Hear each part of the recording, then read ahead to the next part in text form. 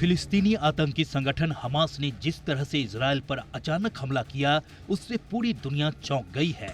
सैन्य क्षमता के मामले में दुनिया के सबसे ताकतवर देशों में से एक इजराइल का नुकसान देखकर हर कोई हैरान है। भारत समेत दुनिया भर के देशों में ये सवाल उठ रहे हैं कि आखिर हमास ऐसा करने में कामयाब कैसे रहा। भारत में तो ऐसे कई खतरे हैं, इसलिए भारतीय सेना ने भी हमास हमले की स्टडी शुरू कर दी है। भारतीय सेना ये पता लगा रही है कि इजराइल से गलती कहां रह गई थी। भारतीय सेना ये भी पता लगा रही है कि ऐसे हमले को रोकने के लिए क्या किया जाना चाहिए था। सैन्य सूत्रों के मुताबिक भारतीय सैन्य नेतृत्व हमास के इजरायली ठिकानों पर किए गए हमलों का विस्तार से अध्ययन कर रहा है। अक्टूबर के तीसरे सप्ताह में आयोजित भारतीय सेना के कमांडरों के सम्मेलन के दौरान भी इस मुद्दे पर चर्चा होने की संभावना जताई जा रही है। दरअसल भारत पर इस तरह के हमलों की आशंका कई मायनों में ज्यादा है। सबसे बड़ी वजह कि भारत हर तरफ से दुश्मनों से घिरा हुआ है। चीन और पाकिस्तान तो सीधा खतरा है। दिक्कत ये है कि पाकिस्तान में लोकतंत्र दिखाने मात्र का है और सरकार की चाबी फौज के पास है, और चीन में कम्युनिस्ट शासन है जहां सिर्फ राष्ट्रपति की ही चलती है। ऐसे में इन देशों से ऐसे हमलों की आशंका को भारत कभी नहीं नकारना चाहेगा। चीन और पाकिस्तान ही नहीं, हमारे दूसरे पड़ोसियों से भी इस तरह का खतरा कभी भी आ सकता है, और इसकी बड़ी वजह है खुली बॉर्डर नीति। भारत और नेपाल के बीच खुला बॉर्डर है, जिसकी निगरानी फिलहाल एसएसबी के पास है, और कई बार यहां से आतंकियों और बदमाशों की घुसपैठ हो चुकी है। इसी तरह भारत म्यांमार का बॉर्डर है, जहां 16 किलोमीटर के दायरे में बिना वीजा आना जाना किया जा सकता है। इसकी निगरानी असम राइफल्स जरूर करती है, लेकिन यहां से कई विद्रोहियों की घुसपैठ हो चुकी है। भारत बांग्लादेश बॉर्डर की निगरानी यूं तो बीएसएफ करती है, लेकिन कड़ी निगरानी के बावजूद यहां कई घुसपैठिए पकड़े गए हैं या मार गिराए जा चुके हैं। इसके अलावा भारत के भीतर भी कई ऐसी ताकतें पनपती रहती हैं जो किसी भी पल भारत की सुरक्षा के लिए खतरा पैदा कर सकती है। बीते कुछ सालों में बम धमाके और आतंकी हमलों में कमी तो आई, लेकिन कश्मीर में रह रहकर आतंकी सिर उठाते रहते हैं। इसी तरह नक्सल इलाकों में इस तरह के खतरे बने हुए हैं। इसके अलावा हाल ही में तेजी से सिर उठाता खालिस्तान का मसला भी भारत के लिए चिंता बढ़ा रहा है। इजराइल पर हमास के हमले के बाद तो खालिस्तानी आतंकवादी पन्नू की इतनी हिम्मत हो गई कि उसने वीडियो के जरिए प्रधानमंत्री नरेंद्र मोदी को इजराइल फिलिस्तीन युद्ध से सीखने की धमकी दे डाली, और भारत में भी इसी तरह की प्रतिक्रिया की बात कह दी। यही वजह है कि भारत हमास इजराइल मामले को अभी से बारीकी से डिकोड करना शुरू कर चुका है, ताकि इस तरह के नापाक मंसूबे भारत में कामयाब न हो। ब्यूरो रिपोर्ट, जी मीडिया।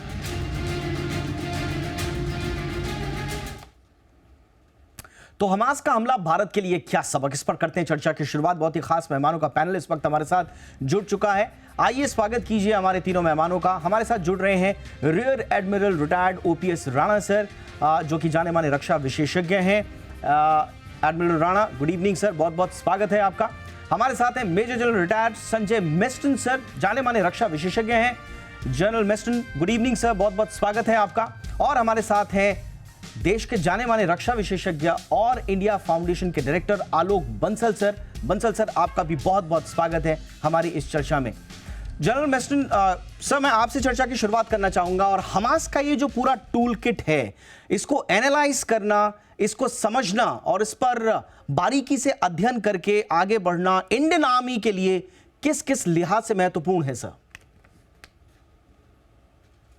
दीपक, ना सिर्फ इंडियन आर्मी के लिए लेकिन पूरे देश के लिए ज़रूरी है, और इसके कुछ कारण है। देखिए, ये जो एक इंटेलिजेंस फेलियर हुआ है, सबसे बड़ी गलती वहीं से शुरू हुई है। और इंटेलिजेंस फेलियर जब हुआ है कि पॉलिटिकल लीडरशिप, हमें पता है कि पहली बार इजराइल की हिस्ट्री में इतनी hard line right wing extremist government थी, और ये गवर्नमेंट ने जो जुडिशियल रिफॉर्म्स के ऊपर शुरू किया था, उसकी वजह से 47 हफ्ते तक वहाँ पर डेमोन्स्ट्रेशंस चले इजरायली जनता द्वारा, और जिसमें मोसाद और आईडीएफ भी थोड़ा बढ़ चुकी थी, मतलब डिवीजन हो चुका था। तो एक तो ये सबसे बड़ा लेसन है कि देश में पॉलिटिकल लीडरशिप को यूनिटी करना निहायत ही ज़रूरी है।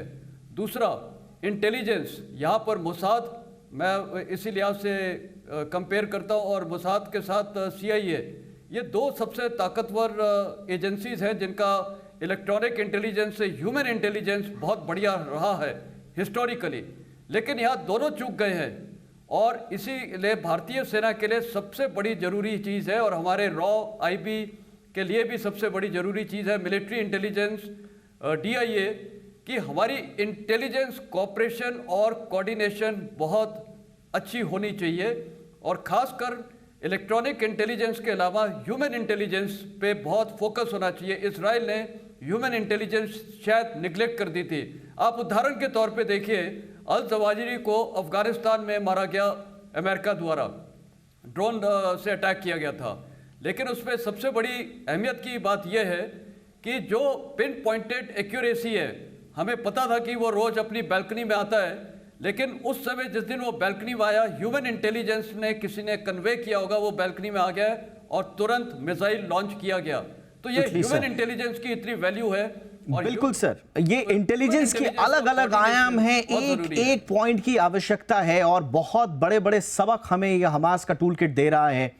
बंसल सर, मैं आपके पास आना चाहूंगा, और आपके मैं स्टेटमेंट्स पढ़ रहा था और आपने कहा कि ये सिर्फ इजराइल नहीं बल्कि ये पूरे वेस्टर्न इंटेलिजेंस का फेलियर है। अनफॉर्चुनेटली सर, भारत के पास इस तरह का इतना बड़ा नेटवर्क नहीं है।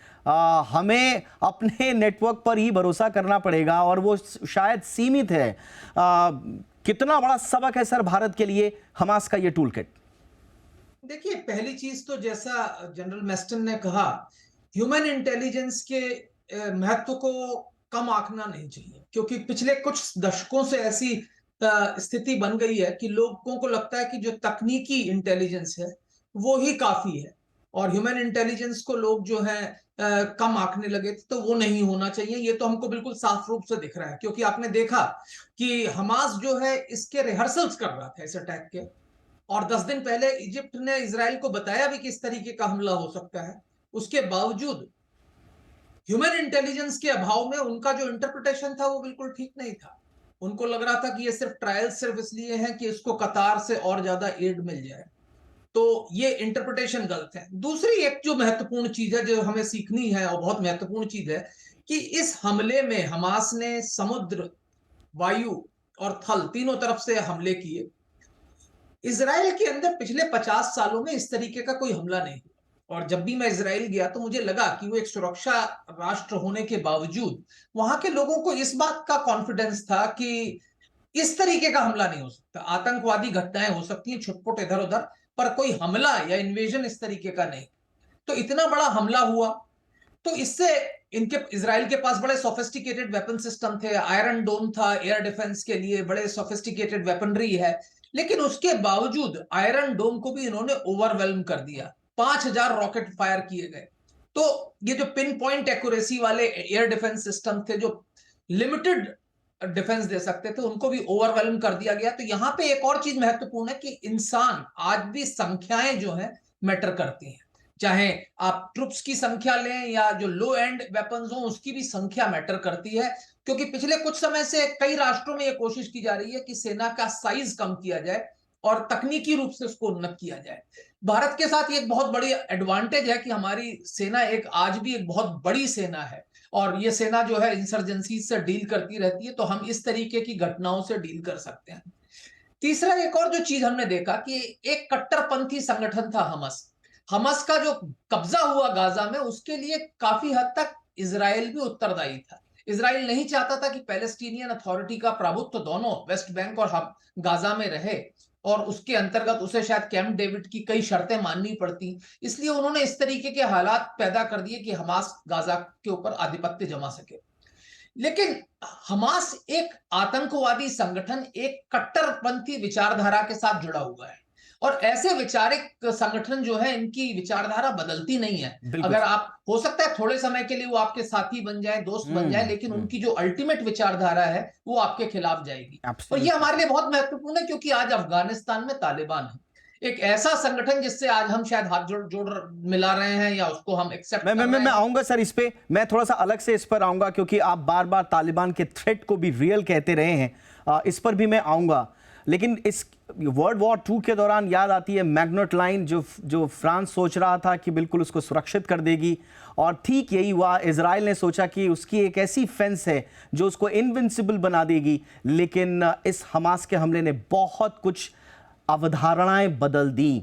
मैं एडमिरल राणा अब आपके पास आना चाहूंगा सर। अगर ऐसा कोई हमला हुआ, क्योंकि अब इंडियन आर्मी ने पूरी स्टडी शुरू कर दी है, अगर इस तरह का कोई हमला हुआ और ख़ास तौर से अगर वो जल मार्ग से इस तरह का कोई हमला होता है, तो क्या हमारी प्रिपेयर्डनेस है सर, और क्या क्या करना होगा उस मोर्चे पर? Thank you, Deepak, and जय हिंद captain Bansal sir and general मेस्टिन। जहाँ तक हमारा मैरीटाइम सिक्योरिटी डोमेन से आपका एक ताल्लुक है, पिछले 26/11 के बाद जो हमारे जो पूरा कोस्टल सर्विलेंस सिस्टम में जो इजाफा हुआ है, जितना जैसे कि एक नेशनल मैरीटाइम सिक्योरिटी कोऑर्डिनेटर बनाया गया है, हमारा नेवी के पास हमारे पास पेट्रोल बोट्स आई है, मैन पावर भी इजाफा हुआ है, हमारे एयरोस्टेट पूरे सर्विलेंस सिस्टम लगा है पूरा जामनगर से लेके डाउन साउथ तक। तो पूरा कोस्टल एरिया में जो सर्विलेंस हुआ है, काफ़ी कोऑर्डिनेशन जो हमारी नेवी, कोस्ट गार्ड और सिविल अथॉरिटीज़ के बीच में है, उससे एक प्लस हम लोग आज टेक्नोलॉजी को यूज़ कर रहे हैं, हम सैटेलाइट सर्विलेंस को यूज़ कर रहे हैं। साथ ही साथ जो है जैसे कि आप देखा आपने कि इजराइल में हम ये अपने आयरन डोम की बात करते हैं। जब आप इतने रॉकेट फायर करते हो, iron dome is not meant for these small rockets. Iron dome जो है एक बड़े मिसाइल टारगेट के लिए बनाई गई है, और जब आप 3000-5000 रॉकेट फायर करते हो तो उसमें आयरन डोम इतनी इफेक्टिव नहीं हो सकती है। तो बट हमारे परिप्रेक्ष्य में आप देखोगे कि जो पिछले 15 सालों में हमारा सिस्टम बहुत इंप्रूव हुआ है, और यहाँ तक कि हर एक शिपिंग, हर एक डो जो मूव करते हैं, जो हमारी फिशिंग बोट जो आती है, उन सब का डेटाबेस मैनेज होता है, उनके सबके साथ जो है कोस्टल अथॉरिटी की डेटा माइनिंग उसको करती है, और हर एक चीज पे नजर रखी हुई रहती है। Absolutely. और पहले से जो है कोऑर्डिनेशन इतना बढ़िया है कि जहां तक हमारा सिस्टम बहुत अच्छा है, एंड जहां तक फेलियर की बात है, that can happen anywhere, whether it's a human Absolutely, चाहे वो sir. टेक्नोलॉजी फेलियर हो। यानी कि हमारी तैयारियां पूरी हैं एडमिरल राणा, लेकिन आप ये सजेस्ट कर रहे हैं कि ये जो वाकया हुआ है, इससे हमें अपनी प्रिपेयर्डनेस को कम से कम लेवल अप करना चाहिए। जनरल मेस्टन सर, मैं आपके पास आना चाहूँगा, और अगेन जो इंटेलिजेंस शेयरिंग की बात हो रही है, हमारे साथ प्रॉब्लम यह है सर कि हमारे तरफ एक तरफ चीन है, दूसरी तरफ पाकिस्तान है, और दोनों से हमें सीधे थ्रेट्स हैं। अब ओपन बॉर्डर भी एक बहुत बड़ा इशू है सर। नेपाल से हमारा ओपन बॉर्डर है, म्यांमार की साइड भी 16 किलोमीटर तक हम बिना वीज़ा के आ जा सकते हैं, और हमारी बॉर्डर भी जो है वो अनफेंस्ड है, थोड़ा सा बहुत सारे मोर्चों पे लूज भी है। हमारे लिए ये बॉर्डर प्रोटेक्शन इंटेलिजेंस के लिहाज से कितना इंपॉर्टेंट होगा सर? देखिए, बॉर्डर प्रोटेक्शन इंटेलिजेंस के लिहाज से तो सबसे ज़्यादा ज़रूरी चीज़ है। कारगिल हमारे लिए सबसे एक लाइव स्टडी है। कारगिल का जब हुआ हमारे अंदर घुसपैठ, हमारी रॉ की इंटेलिजेंस, मिलिट्री इंटेलिजेंस, ये कहीं ना कहीं तो फेलियर था, और जबकि हमारी वहाँ पर काफ़ी हैवी फोर्स डिप्लॉयमेंट है। तो इसमें 2-3 चीज़ें मुख्य हैं। पहली बात तो इंटेलिजेंस हमारी, देखिए इंडियन आर्मी के अलावा हमारे पास देश में पुलिस की भी इंटेलिजेंस है, लोकल इंटेलिजेंस है, रॉ की है, आईबी की है। इंटेलिजेंस की कोई कमी नहीं है। मैं तो बोलता हूँ मीडिया से भी एक इंटेलिजेंस मिलती है। मीडिया का आजकल बहुत कॉन्टैक्ट्स होते हैं, और आपके बहुत बड़े अच्छे वीडियोस मिल जाते हैं। मैंने फ़िलहाल एक चैनल पे कवरेज मेरे को बुलाया था, जिसमें पंजाब में वो दिखाया था कि एक पाकिस्तानी बंदा वो एक माइक्रो ग्लाइडर के ज़रिए वो लैंड करता है पंजाब की हमारी टेरिटरी में, और ड्रग स्मगलिंग और हथियार स्मगलिंग तो होती है उससे। तो कहने का मतलब है इंटेलिजेंस की तो बहुत महत्वपूर्ण चीज़ है, जिसको हम निगलेक्ट नहीं कर सकते हैं। और हमारे पास चाइना और पाकिस्तान तो स्टेटेड एनिमीज़ है। इसके अलावा टेररिज्म, ये जैसे कैप्टन बंसल ने बोला, तालिबान और जितने जिहादीज हैं, बांग्लादेश से भी थ्रेट है, म्यांमार से भी थ्रेट है, ये सारे एक्सट्रीमिस्ट वहाँ से पल रहे हैं। तो कहने का मतलब है चाइना और पाकिस्तान टेररिज्म का इस्तेमाल करेगा, और साथ ही कन्वेंशनल थ्रेट रहेगी। चाइना ने फिलहाल गलवान में, डोकलम ने क्या किया है। तो हर लिहाज से इंटेलिजेंस कोऑर्डिनेशन बहुत ज़रूरी है, और उसको हम निगलेक्ट नहीं कर सकते हैं। Absolutely. और जिस प्रकार हमारी ये गवर्नमेंट ने एक इंटेलिजेंस का बनाया था कि 1 बॉर्डर 1 फोर्स, लेकिन उसको क्या है कि अभी मेरे ख्याल और उस पर अहमियत करना पड़ेगा। ये एक सीमा हैदर कैसे हमारी टेरिटरी में घुस गई दिन दिहाड़े 4 बच्चों के साथ, वो एक टोटल इंटेलिजेंस फेलियर है। और ये जो वहाँ पर एसएसबी डिप्लॉयड थी, मेरे ख्याल someone should be held accountable for this. इस देश में अभी जहाँ पर भी कोई लैक्सिटी होती है, लोगों को अकाउंटेबल करना पड़ेगा। उसको एक इश्यू नहीं बना सकते हैं कि कोई टेररिज्म चले आ रहे हैं। दूसरा एक और मैं चीज़ बोलूँगा, force deployment, counter infiltration grid बहुत ज़रूरी है। In the case of Israel, actually वो रिजर्विस्ट डोमिनेटेड आर्मी है, उनके पास काउंटर इन्फिल्ट्रेशन ग्रिड जीरो था, कोई डिप्लॉयमेंट नहीं थी। 1-2 चेक पॉइंट्स पे डिप्लॉयमेंट थी। इंडियन आर्मी की डिप्लॉयमेंट है और बीएसएफ, सीआरपीएफ, आईटीबीपी वगैरह की डिप्लॉयमेंट है, लेकिन उसके बावजूद टेररिस्ट कभी ना कभी स्नीक इन कर जाते हैं। तो हमें अपनी चौकसी और बढ़ानी पड़ेगी। और मैं फिर दोहराता हूँ, अकाउंटेबिलिटी चाहिए। अगर यूरी में अटैक हुआ था कुछ साल पहले, तो वहाँ जो सीनियर कमांडर्स हैं, they should have been sacked. And मैं बिल्कुल ब्लंटली बोल रहा हूँ, क्योंकि ये जूनियर्स की परफॉर्मेंस निर्भर होती है अपने सीनियर कमांडरों के ऊपर। अगर सीनियर कमांडर्स ग्राउंड पे जाएंगे, चेक करेंगे, जूनियर का मोटिवेशन रहेगा। और याद रखिए, ग्राउंड पे वो सोल्जर है, यंग ऑफिसर है। एब्सोल्युटली सर, यानी कि आप कह रहे हैं कि जीरो टॉलरेंस रहे, आप कह रहे हैं कि जीरो टॉलरेंस होनी चाहिए और पूरी कड़ी को जोड़ा जाना चाहिए, और जो भी दोषी हो उसे सख्त से सख्त नजीर के रूप में एक सजा देनी बड़ी जरूरी है। बंसल सर, अब हमारे साथ प्रॉब्लम यह है कि हमें सिर्फ अपनी नेशनल सिक्योरिटी के लिए नहीं, बल्कि हमें बहुत सारे स्ट्रैटेजिक डिसीजन मेकिंग के लिए इंटेलिजेंस चाहिए, हमें टैक्टिकल एडवांटेज के लिए इंटेलिजेंस चाहिए, हमें काउंटर टेररिज्म के लिए चाहिए। अब ये जो इजराइल का केस है सर, वहाँ पर तो एक जितने भी वहाँ पर युवा हैं वो मिलिटरीली ट्रेंड लोग हैं, वो कंपल्सरीली जाते हैं अपने आर्मी में, तो वहाँ का सिटीजन भी चलता फिरता एक आर्मी ही आप समझ लीजिए। हमारे साथ वो नहीं है, और जिस तरह से हमारे आंतरिक जो चुनौतियां उभरी हैं, और ख़ास तौर से खालिस्तान का मुद्दा, और हमने पन्नू जो आतंकवादी है उसका स्टेटमेंट दिखाया कि वो बिल्कुल रिलेट कर रहा है इस अटैक से और थ्रेट कर रहा है हमें। ये उभरती हुई चुनौतियों में सर क्या करना होगा? देखिए, पहली चीज तो यह है कि इसमें कोई शक की बात नहीं है, जब से भारत स्वतंत्र हुआ है एक बड़ी मांग उठती रही, कंपल्सरी मिलिट्री सर्विस होनी चाहिए, हर एक को थोड़ा बहुत सेना का एक्सपोजर मिलना चाहिए। इससे लोगों में एक अनुशासन की भावना आती है, मिलिट्री अंडरस्टैंडिंग आती है। पर भारत एक बहुत बड़ा देश है, बहुत बड़ी जनसंख्या है, शायद संभव नहीं है।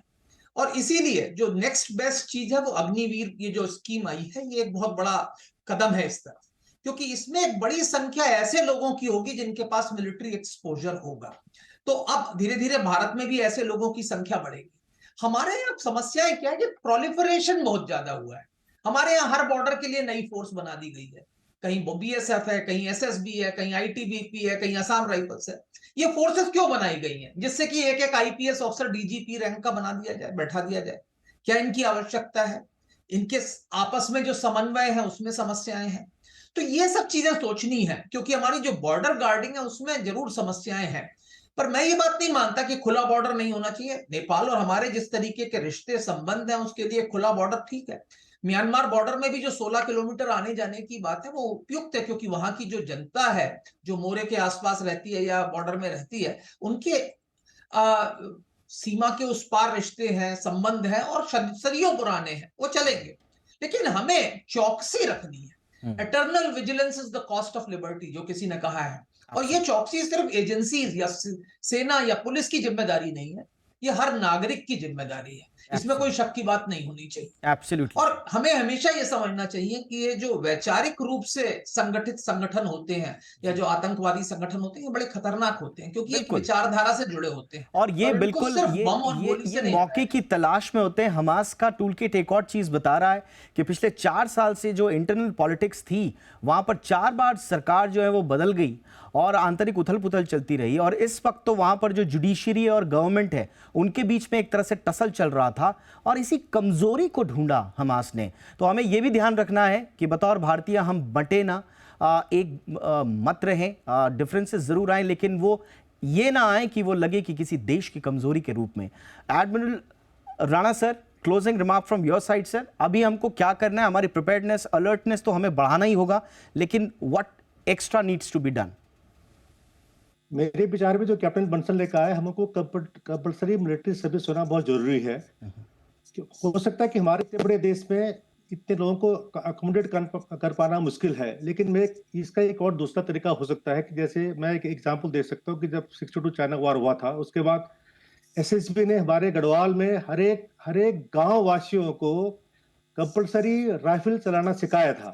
उसमें मैंने 11 साल की उम्र में मैंने राइफल चलाना सिखाया था उस समय। उसी तरह जब मैं इजराइल गया हूँ, वहां मैंने देखा कि वहां पे जो लड़कियां हैं 2 साल के लिए जॉब करती हैं और जो बॉयज हैं वो 3 साल के लिए मिलिट्री सर्विस करते हैं। और एक किस्म से शुरू से ही जो है एक नेशनलिटी सबके ऊपर आ जाती है, वहां पे राष्ट्र प्रथम सबके ऊपर आ जाता है वहां पे। हमारे यहाँ पे भी ये सिस्टम होना चाहिए। और हमारा सिस्टम जो अभी पिछले 15 सालों में हमने देखा है, 10 सालों में जो हमने परिवर्तन देखा है, वो परिवर्तन हमारे अभी कम से कम हमारा 500% ज्यादा हमारा परिवर्तन हुआ है। और मुझे बड़ी उम्मीद है कि ये इस परिवर्तन के साथ हमारा सिस्टम अभी बहुत अच्छा काम करेगा और उसमें ऑगमेंटेशन होते रहेंगे। विल बी इंटरफेसिंग टेक्नोलॉजी के साथ में, हम चाहे वो ह्यूमन इंटेलिजेंस हो, चाहे वो टेक्नोलॉजी हो, चाहे वो स्ट्रेटेजिक थिंक हो, चाहे वो थिंक टैंक हो, चाहे वो डिप्लोमेसी हो, इन सब का एक किस्म से समन्वय बनेगा तो एक बहुत अच्छा सिक्योरिटी सिस्टम हमारे सामने, देश के सामने उभर के सामने आएगा। I am thankful admiral Rana, आपने उसका जिक्र किया। बिल्कुल सराहन ट्रेनिंग उसे कहा जाता था, जो उत्तराखंड और आसपास के लोगों को दी जाती थी। और इसी बात पे मुझे याद आया, लेकिन इस पर कभी और चर्चा करेंगे, कि हमारे देश में डिफेंस एंड स्ट्रैटेजिक स्टडीज़ की पढ़ाई की भी बात की जाती है कि स्कूल लेवल पे होनी चाहिए, ताकि बचपन से ही डिफेंस एंड स्ट्रैटेजी के बारे में एक सेंस डेवलप हो। और बाकी जो थिंक टैंक्स हैं, इंडिया फाउंडेशन से लेकर सब लोग जो थिंक टैंक्स हैं वो तो काम कर रहे हैं, लेकिन बचपन से अगर हाँ, एडमिरल राणा आप कुछ कहना चाह रहे हैं फटाफट से सर। ये डिफेंस टेक्नोलॉजी की जहाँ तक बात है, मैं यहाँ पे काफ़ी यूनिवर्सिटी में गया हूँ, मैं गढ़वाल यूनिवर्सिटी में गया हूँ, मैं यहाँ पे जो हमारे उत्तराखंड की बहुत यूनिवर्सिटियाँ हैं, इनके पास 1965 का सिलेबस है। एब्सोल्युटली। मैंने उनको मॉनिटर किया है कि मैं इस सिलेबस को इंप्रूव कर सकता हूँ, इस सिलेबस में नई टेक्नोलॉजी दे सकता हूँ, नई स्ट्रेटेजिक थिंकिंग दे सकता हूँ जो तो, लेकिन उतना रिसोर्स बहुत कुछ करना बाकी है, लेकिन मुझे लगता है कि हमें वो सिरे पकड़ने होंगे और सिरे पकड़ के हमें डोर को सुलझाना होगा, तब जाकर शायद बात बने। Thank you so much gentleman, आपने वक्त निकाला हमारे दर्शकों के लिए। Admiral Rana, thank you so much sir. General Meston, बहुत बहुत धन्यवाद सर आपका। Captain Bansal, thank you so much sir, वक्त निकालने के लिए आपका तीनों का बहुत बहुत धन्यवाद।